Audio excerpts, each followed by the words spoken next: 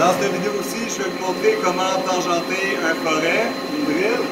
Donc, j'en ai une de montée ici dans ma tourelle. Donc, je vais aller la chercher avec le tool sélecteur pour la placer encore une fois en position d'usinage. Je vais m'assurer en Z que je suis bien dégagé. Parfait. Et on va faire descendre le bras mesureur. Donc, page Tool Offset, Measure Unit à On.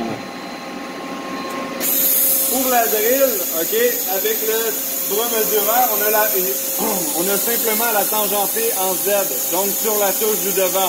Je vais vous montrer un petit peu plus tard comment on va tangenter pour le X.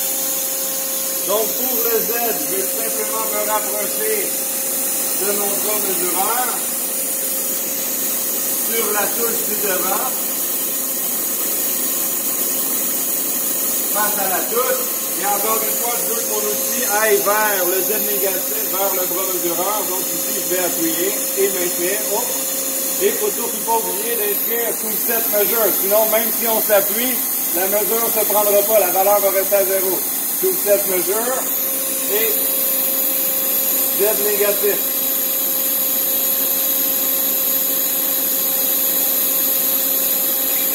On voit que la lumière s'est éteinte, on a entendu le bip, je me dégage dans l'axe opposé.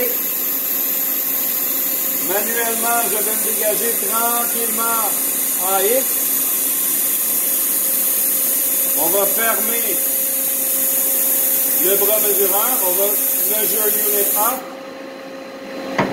Et on voit que la valeur en Z est bien inscrite. Et là, pour la valeur en X, on sait que nous, l'outil, veut aller percer au centre de la pièce, qui est en réalité notre 0 pièce. Mais même si on veut aller percer au centre, qui est le 0 pièce, notre valeur, le Tool Offset, ne sera pas 0. OK? Il va falloir lui inscrire une valeur.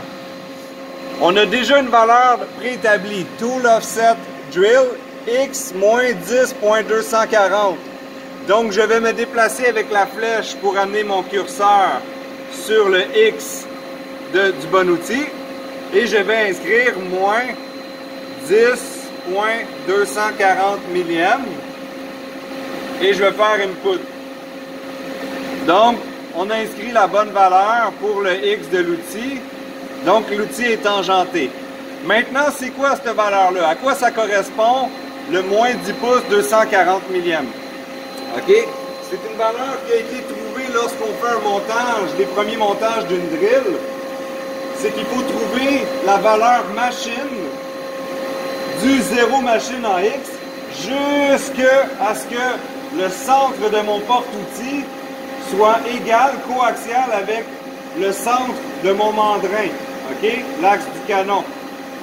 Pour y arriver, comment qu'on fait? C'est qu'on utilise un petit palpeur monté sur une base magnétique. OK? Il y a plusieurs types d'outils ou de bases magnétiques qu'on peut utiliser dans ce cas-là. Nous, on en a une toute petite prévue à cet effet. On va descendre en X jusqu'à ce que, normalement, si vous ne connaissez pas la valeur, vous descendez jusqu'à ce que visuellement votre drill semble être vraiment dans le centre de l'axe. Et préférablement, il faut enlever le porte-outil parce qu'on va se tangenter vraiment dans le centre, à l'intérieur, dans le diamètre intérieur du porte-outil. Mais là, on ne le fera pas au complet. C'est juste pour vous donner une idée de comment qu'on le fait. Si on a déjà une valeur et qu'on veut vraiment juste s'assurer qu'elle est toujours valable, ce qu'on va faire, c'est qu'on va se mettre en position. Dans le menu de droite, je vais aller appuyer sur Commande pour avoir accès à mes positions machine. Et là, évidemment, ma position machine en X, je vais aller la placer à moins 10.240. OK? Donc 241, et là je pourrais aller vraiment la positionner à moins 10.240 piles. Normalement, si je prends mon palpeur, si je rapproche ma drill, là on s'entend que je vais vous le démontrer sur ce diamètre ici, mais que ce n'est pas du tout une bonne surface de référence. Il faudrait vraiment aller le faire à l'intérieur du porte-outil. Mais c'est pour vous donner une idée. J'irai avec